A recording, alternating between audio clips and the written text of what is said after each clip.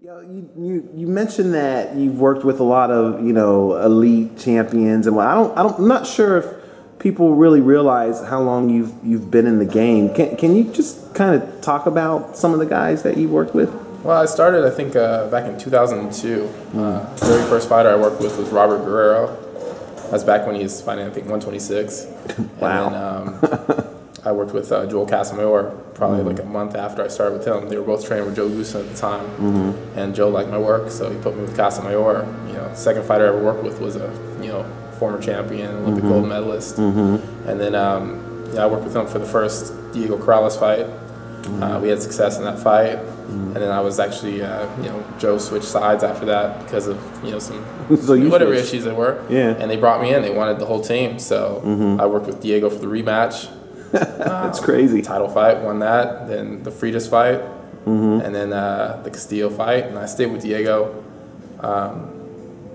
for a couple more fights after that, too. Oh, so it was like during his championship times. Yeah. I'm not really, I don't have a boxing background. I was just a trainer, man. And I knew a lot about nutrition and, functional training and, some other stuff. And I applied that to the sport, and they liked what I was doing. We got good results. But, with Diego, that was 3 world titles in a row. And, I mean, I know now, the magnitude of that. Yeah. But at the time, I just didn't want to lose, and unfortunately I was with somebody who didn't want to lose even more. Yeah.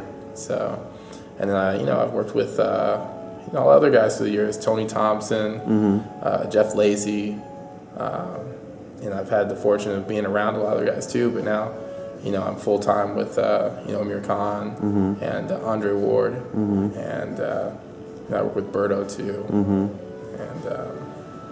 Help out some other guys in the gym too. But, How'd you hook up with Dre and Amir? I met Virgil and Dre on the night of Dre's pro debut. Oh wow! Staples Center. I don't know what year that was. It was right after the Olympics. And he was managed by Jay Prince, who was also managing Diego Corrales. Oh, so okay. They linked me up, and I've had a good relationship with both of them through the years, and I've worked with him in bits and pieces throughout his whole career. But just recently, in the last couple of years, I've been full time with him. Wow. So, wow. We already had the rapport. Yeah. I've already consulted with him. I've already been in camps before with him. But now it's actually a full time thing. Wow. So you've been around Dre for like his entire career for the most part. So it was easy to acclimate to actually working with him like that. Yeah.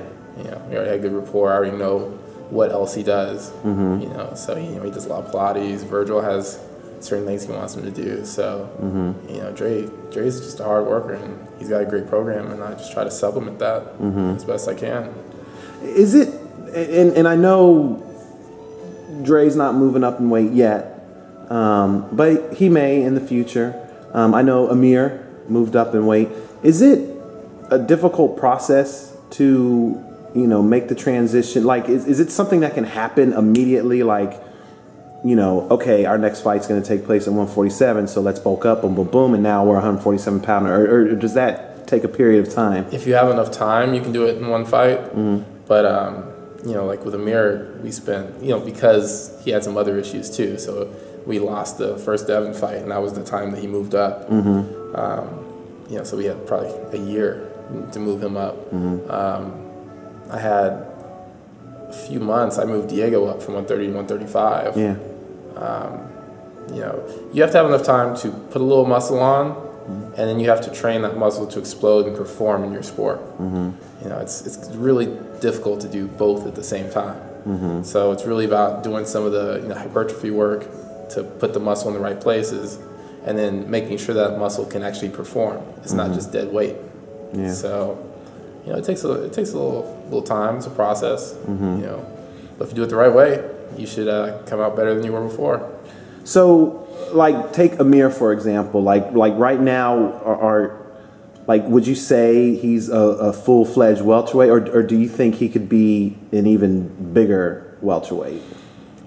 He could gain a little bit more, but I'm not one of those guys who thinks that you have to be, the biggest guy in the weight class. You just have to be strong enough and, you know, have a decent weight on you to deal with the bigger guys, especially if you can move, if you're fast enough. Yeah.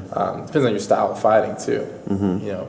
But some of the best guys in the sport throughout the years haven't lived too far from their weight. You know, Mayweather, you know, how much higher than his fight weight does he actually get? Right. You know, walking around. So, you know, Manny, you know, guys like that. You know, Manny's fought bigger guys. Right. You know, so it's not the weight. It's, you know, heavyweights. Fight a guy 50 pounds heavier. Right. You know, what can you do with that weight? You know, if you're explosive enough, if you have the right technique and skills, you can make a lot out of it. But there's, you know, with guys, you know, dehydrating and rehydrating up. Yeah.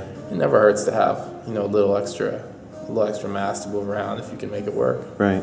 When you are, you know, putting on a little extra mass, is there a threshold, so to speak, where, okay, we don't want to sacrifice speed, so we got to stop at a certain point, or can you increase that mass and still not sacrifice the speed? It's all about how you do it. You know, if you put on the right way, in the right places, you know, you focus on certain muscle groups, and then you make sure that you can perform the explosive stuff, the movement stuff, just as well, if not better, then you're good. So you have to keep tracking that stuff as you go along. Yeah.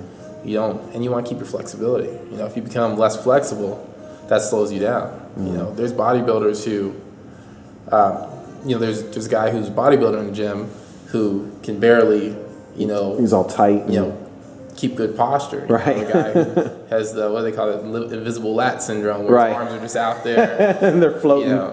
Yeah, and then you see a gymnast who's the exact same size. But, you know, he's as explosive as any athlete you're ever going to see. Right. What's the reason? He's got the flexibility. He's got the explosiveness. It's the way he trained himself. But they might look the same. That's crazy. So. You know, I wanted to ask you real quick, just because you mentioned Floyd Mayweather. I mean, I don't know if you've seen him train or anything like that, but you know, he does some unconventional things, even like with his diet and stuff. You know, as a strength and conditioning coach, you know, even though he does those things, he's still successful. But as a strength and conditioning coach, when you see certain things like that, does that kind of make you say, oh man, if only he would do this or do that? No. Really? Because it still comes down to who you are. You know, he's got that desire, that hunger, that heart. You know, it's ingrained in him. So he's going to make himself the best possible, no matter what. Now, if you can tweak a few things and make him understand why that might give you an improvement here, or if something is bothering you, you know, if there's something that, especially with age, is something, you know, you get away with a lot more when you're younger, and then certain things catch up with you when you get a little bit older. So, you know, if you're complaining of something, if you catch somebody who might have done it their way for years and now something's nagging them, then that's sometimes the way you can implement, you know, a change. But, you know, these guys, you know, somebody like him doesn't just happen. You know, it's what he's got inside. And, you know, the wrong food here and there, or an unconventional, you know, training method isn't going to change that. You know, there's some guys who, you know, you might look at their training techniques and say, you know, that can't possibly yield them the result that they want. But they succeed. And they might not be succeeding because of that. They might be succeeding in spite of that. Right. But they still succeed. So.